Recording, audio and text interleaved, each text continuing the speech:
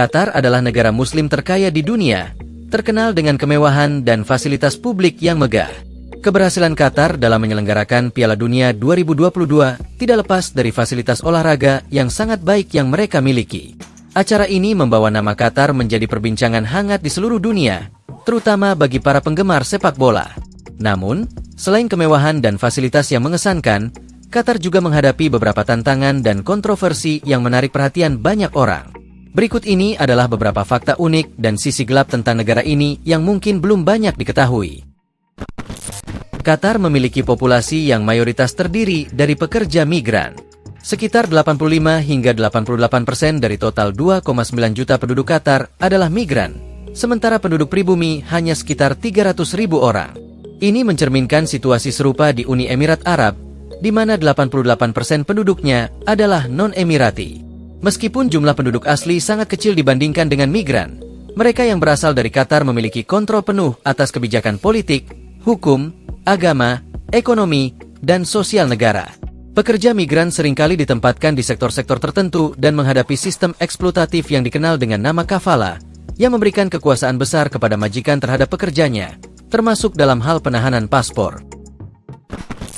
Masalah hak pekerja migran di Qatar menjadi sorotan serius, terutama setelah Piala Dunia 2022.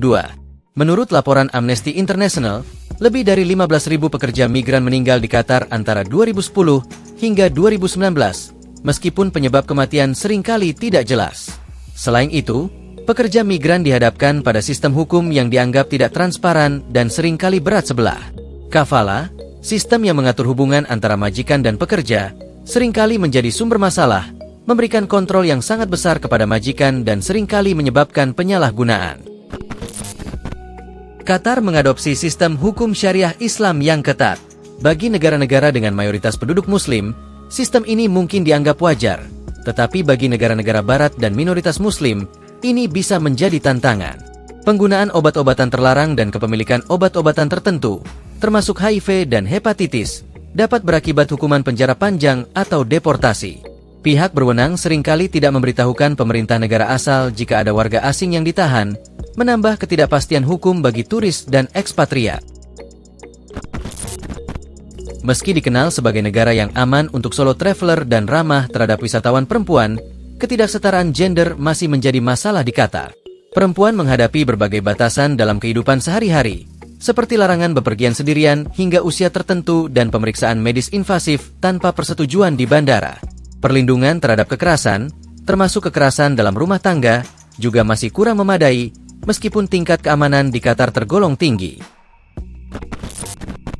Dengan statusnya sebagai negara kaya, Qatar memiliki biaya hidup yang sangat tinggi. Harga makanan, akomodasi, dan transportasi dapat menjadi sangat mahal. Harga hotel dan makanan cepat saji, misalnya, jauh lebih tinggi dibandingkan dengan banyak negara lain.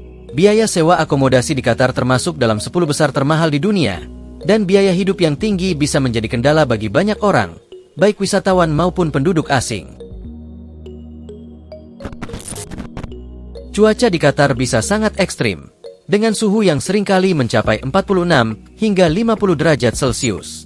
Kondisi ini dapat membuat tubuh tidak nyaman dan berisiko menyebabkan dehidrasi, muntah, atau pingsan.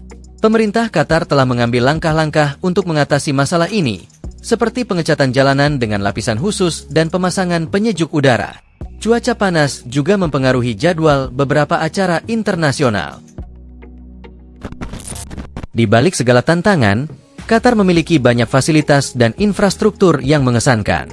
Bandara Hamad di Doha dinobatkan sebagai bandara terbaik di dunia pada 2021, dan Qatar Airways juga merupakan salah satu maskapai terkemuka dunia.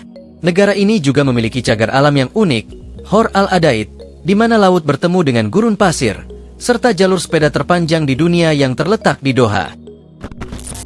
Qatar seringkali dinobatkan sebagai salah satu negara teraman di dunia. Berdasarkan indeks kejahatan Numbo, Qatar memiliki tingkat kejahatan yang sangat rendah. Negara ini juga berhasil membudidayakan oris, hewan nasional Qatar, yang sempat hampir punah di tahun 1950-an.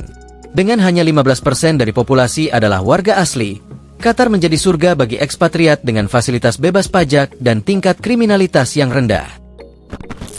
Bendera Qatar memiliki desain yang sederhana namun penuh makna.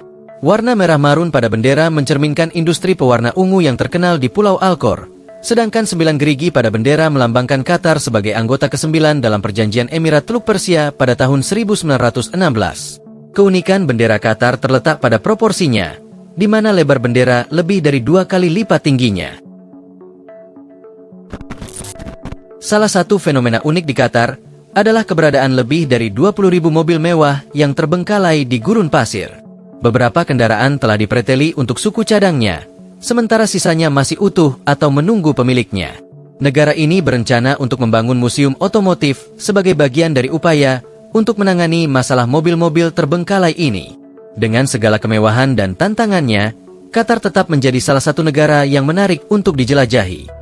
Semoga informasi ini memberikan gambaran yang lebih jelas tentang keunikan dan sisi gelap dari negara yang dikenal dengan kekayaannya ini.